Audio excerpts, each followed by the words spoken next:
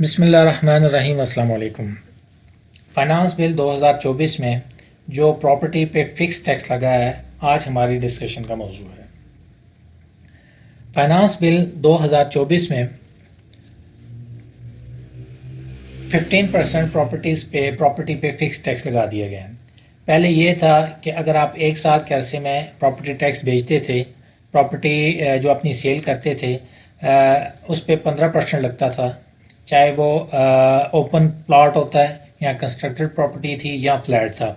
इसी तरह अगर होल्डिंग पीरियड जो था वो आपका होल्डिंग पीरियड जो प्रॉपर्टी था अगर मोर देन 1 ईयर था, एक्सीडिंग 1 ईयर कर जाता था, एक साल से ज़्यादा हो जाता था, तो फिर वो 12.5% हो जाता था इन केस ऑफ फ्लैट, और इन केस ऑफ कंस्ट्रक्टेड प्रॉपर्टी 10% था, और इन केस ऑफ फ्लैट 7.5% था, और ओपन प्लॉट की सूरत में ये 12.5% था।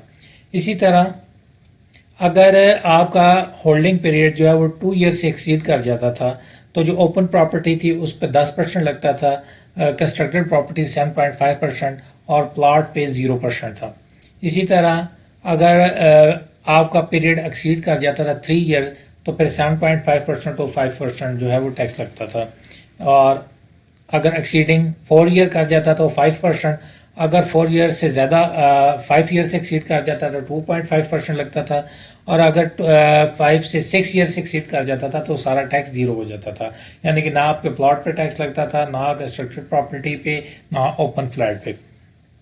लेकिन अब क्या किया है, 2024 जो फाइनेंस बिल 2024 प्रपोज किया गया है, उसमें ये कहा गया है कि rate of tax on properties acquired on or after first day of July 2024, 15% for the person appearing on the active taxpayer list on date of disposal of property, and at the rate specified in Division 1 for individual and associate of person, and Division 2 for companies in respect of person not appearing on the active taxpayer list on the date of disposal of property, provided that the rate of tax for individual and associate of person not appearing on the active taxpayer list on the date of disposal, the rate of tax shall not be less than 50% of the gain।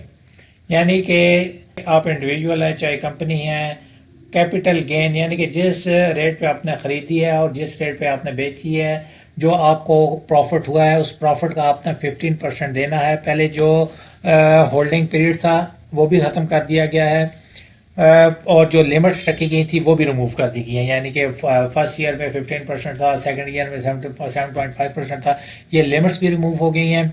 और जो holding period था जी 1 साल 2 साल 3 साल, वो भी remove हो गया है। चाहे अब आप 1 साल के अंदर बेचें या 6 साल बाद बेचें, अब आपको फिक्स 15% टैक्स इस पे देना पड़ेगा। इसी तरह 236C का टैक्स जो है वो भी 3% से बढ़ाकर 4% कर दिया है। अगर उसको भी हम देखें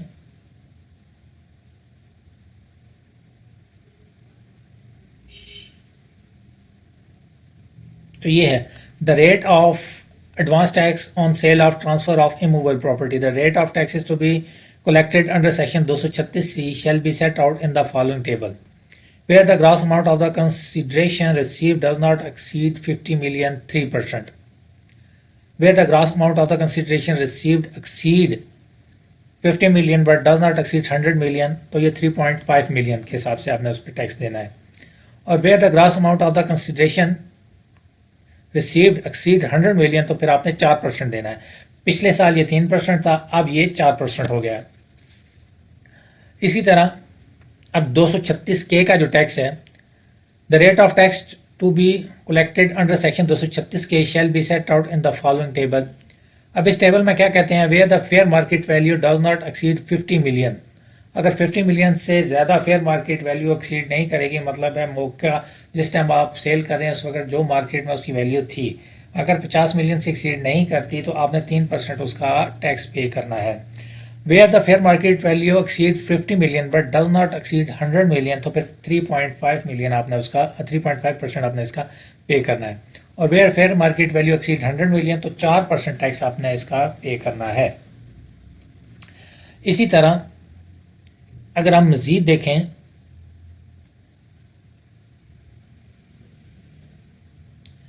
fair market value of immovable property. अब इसमें क्या कहता है, provided further that the tax required to be collected under section 236 K shall be at the rate set out in the following table in case of person not appearing in the active tax payer list. यानी कि अगर वो person जिसने कभी return 1 साल की जमा करा दी, उसके बाद 2 साल उसने रिटर्न नहीं जमा कराई या 1 साल रिटर्न नहीं जमा कराई, तो वो एक्टिव टैक्स पेयर से निकल जाता है।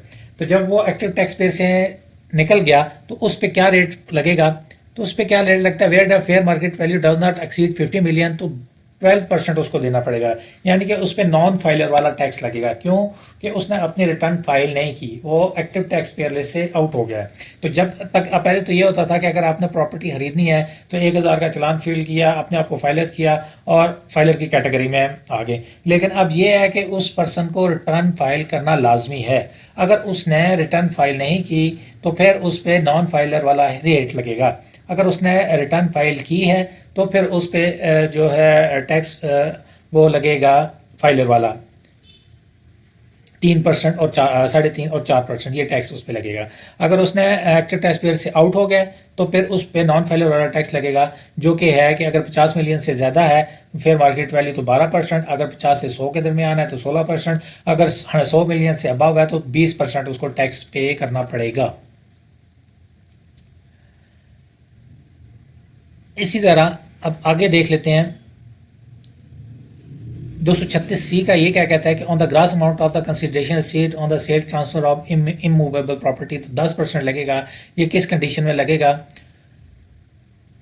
इन the case of person not appearing in the active tax payer list. यानी कि एक्टिव टैक्स पेयर लिस्ट में अगर वो नहीं आएगा तो 236C जो है वो भी 4% बढ़ के 10% हो जाएगा। ऊपर जो आपने देखा था ये 236K का है कि 236K में अगर एक्टिव टैक्स पेयर है तो फिर 3, 3.5, 4% लगेगा।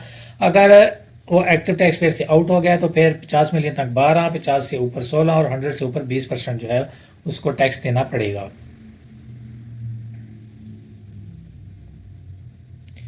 अब इसी तरह ये क्या कहता है, as per the rate set out in the following table in the case of tax to be collected under section 236C where the gross amount of consideration receive does not exceed 50 million, तो 6% देना पड़ेगा। ये किस सूरत में देना है, where the rate of deduction और collection of the tax from person who are appearing on active tax payer list but have not filed return by the due date.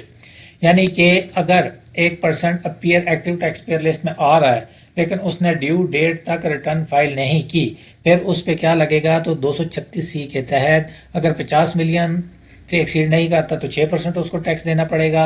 अगर 50 से 100 मिलियन तक है तो फिर उसको 7% देना पड़ेगा, और अगर वो 100 मिलियन से अबव हो गया है तो फिर उसको 8% देना पड़ेगा। ये FBR ने ये तमाम कैटेगरीज इसलिए रखी हैं कि कुछ पर्सन को टैक्स ड्यू डेट पे अपनी रिटर्न नहीं जमा करवाते, लेट हो जाते हैं।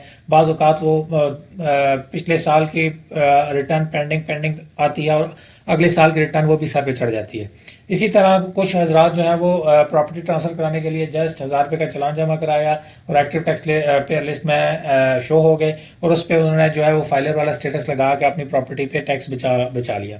इन चीज़ों को रिमूव करने के लिए अब FBR ने कैटेगरी कर दी है कि जब तक एक पर्सन रिटर्न फाइल नहीं करेगा उस पर फाइलर वाला रेट नहीं लगेगा। अगर उसकी रिटर्न ड्यू डेट से लेट है तो भी रेट डिफरेंट होंगे, अगर एक्टिव टैक्स पेयर से आउट है तो भी उसके रेट डिफरेंट होंगे।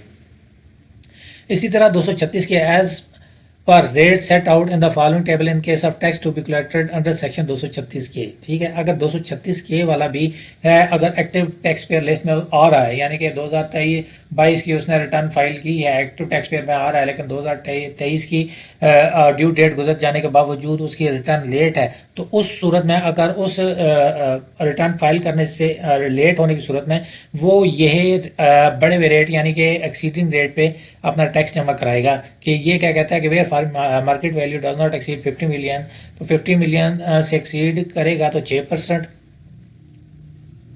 अगर 50 मिलियन के अंदर रहेगा तो 6%, where market value exceed but not exceed 100 million, और 50 से 100 मिलियन के दरमियान रहेगा तो 7%, अगर 100 मिलियन से एक्सीड किया तो 8%। यही 236C का था, यही 236K का है कि यानी कि 236 खरीदार और 236 के परचेजर ये दोनों अगर एक्टिव टैक्स पेयर लिस्ट में है लेकिन उन्होंने अपनी रिटर्न ड्यू डेट पे जमा नहीं कराई तो 6, 7 और 8% के हिसाब से वो अपना टैक्स पे करेंगे जिस कैटेगरी में वो फॉल करते हैं।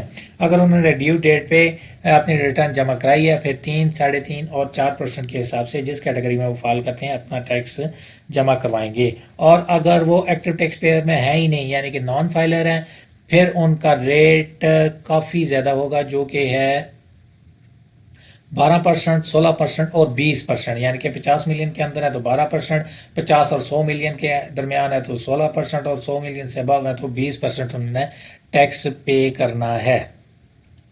ये एफबीआर ने तमाम चीज़ें उन लोगों के लिए कंट्रोल की हैं जो कि प्रॉपर्टी की खरीदो फरोख्त तो करते थे लेकिन रिटर्न प्रॉपर टाइम पे फाइल नहीं करते थे। ये बस एक्टिव टैक्स पेयर में नाम शामिल हो गया और बस सब कुछ ओके हो गया। तो उन हजरात को टैक्स नेट में लाने के लिए और फाइलर यानी कि अपनी टैक्स रिटर्न फाइल करें उसके लिए एफबीआर ने ये तमाम सिनेरियो क्रिएट किया है। ये तमाम जो डिफरेंट रेट्स जो हैं वो क्रिएट किए हैं ताकि अब हर पर्सन अपनी रिटर्न जो है वो प्रॉपर टाइम पे सबमिट करे।